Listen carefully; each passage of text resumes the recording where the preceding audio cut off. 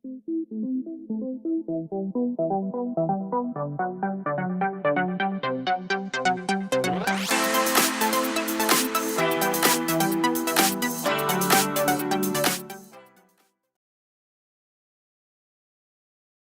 to a new episode of Digital Dialogues.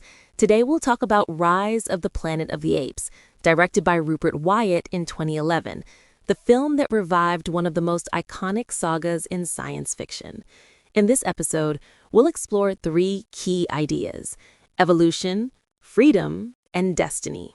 Yes, this film is not just a prequel to the classic story, but a modern reinterpretation of what it means to be human. Rupert Wyatt presents an ethical and philosophical vision. Science, in trying to improve human life, ends up creating the consciousness of another species. It's a reflection on the limits of knowledge and on how intelligence, once awakened, demands freedom.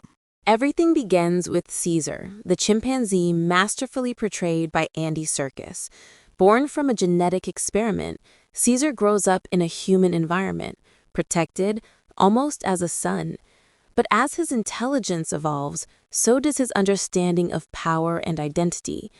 Wyatt transforms evolution into a moral process rather than a biological one. Exactly. In this film, evolution is not a mutation, but the birth of consciousness. Caesar represents the leap that humanity can no longer make, the ability to understand empathy, pain, and oppression from the outside. When Caesar shouts his first "no," it's not just rebellion. It's the birth of a new historical subject. And that brings us to freedom. What starts as a personal struggle becomes a collective emancipation. When Caesar is imprisoned in the primate shelter, he learns about violence, hierarchy, and solidarity. The Golden Gate Bridge sequence, where the apes confront humanity, is one of the most powerful in modern cinema. Each movement and glance marks the exact moment when freedom becomes action. Wyatt films that scene from the ape's point of view. It's freedom seen through the eyes of those who never had it. Caesar isn't seeking revenge, he's seeking existence. His final line, "Caesar is home," expresses that freedom also means exile. Being free means never returning. And here comes the third axis: destiny. The film doesn't show a war of species, but a logical consequence of human arrogance. What was meant as a cure becomes a virus, and the cycle completes itself. Humanity doesn't fall because of evil, but because of ignorance, the inability to understand that creating intelligence doesn't mean owning it. Wyatt evokes empathy for both species. Man creates out of love, but his creation transcends him.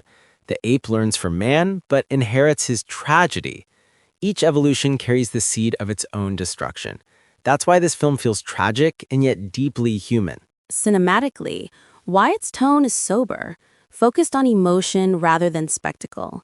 The laboratories, the cold lighting, the silences, everything reflects the fine line between science and confinement. In the end, Rise of the Planet of the Apes is about us, about our fear of losing control and our inability to accept limits.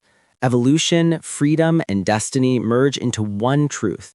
Every act of creation has its cost. A film that restores the philosophical and poetic spirit of science fiction, because behind the technology lies an eternal question: what does it mean to be human? And maybe the answer is that ceasing to be human is also part of evolution. Thanks for listening to Digital Dialogues. Subscribe for more cinephile reflections.